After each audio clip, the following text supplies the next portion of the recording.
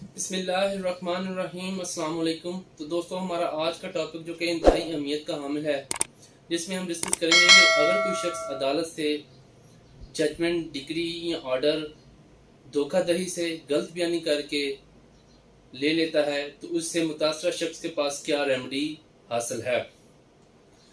तो इसमें अगर कोई शख्स अदालत से गलत बयानी करके धोखाधड़ी के साथ या दायरा इख्तियारात का गलत इस्तेमाल करके कोई ऑर्डर, डिक्री या जजमेंट हासिल कर लेता है तो उसके लिए हमें सेम उसी फोरम पे, उसी अदालत में एक दरख्वास्त दायर करनी होगी, जो कि सिविल प्रोसीजर कोड के सेक्शन 12 सब सेक्शन 2 के तहत हम दायर करेंगे।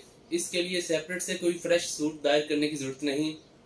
इसमें मजीद ये भी कहा गया है कि अदालत के पास इख्तियारात मौजूद होते हैं, स्वाबदीती इनहेरेंट पावर है code of civil procedure section 151 के तहत, कि वो इस ऑर्डर को जो कि धोखाधड़ी गलत बयानी के साथ वसूल किया गया है, इसको सेट असाइड कर सकते हैं।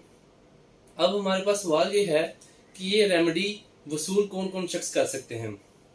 तो इस रेमेडी को हासिल वही शख्स कर सकता है जिसके खिलाफ फैसला हुआ हो। इसमें कोई भी शख्स हो सकता है, जरूरी नहीं कि वो दावे की पार्टीज ही मौजूद हों।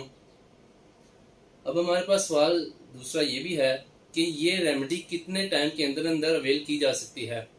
तो इसके लिए जब केस लिमिटेशन एक्ट का आर्टिकल 95 में ये बताता है कि फैसला होने के बाद 3 साल के अंदर अंदर ये दरखास्त दी जा सकती है, और जब ये दरखास्त अदालत में दायर की जाएगी तो अदालत सबसे पहले ये रिकॉर्ड को तलब करेगी। रिकॉर्ड को तलब करने के बाद उसके ऊपर जितनी भी एग्जीक्यूशन चल रही है उसको स्टेट करेगी, यानी कि उस पर हुक्म इम्तनाई हो जाएगी, कोई भी काम नहीं होगा, सारा काम रोक दिया जाएगा। हमें इसमें इस दरखास्त को दायर करने में रेमेडी क्या अवेल हो सकती है।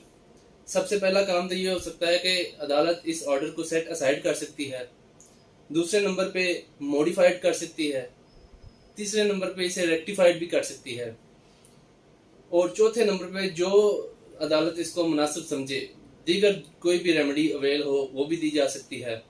अदर रेमेडीज भी अवेलेबल हैं, जिसमें अपील की जा सकती है, रिव्यू है, रिवीजन है, या कॉन्स्टिट्यूशनल रेमेडी 199 के तहत भी आप कोर्ट में जा सकते हैं।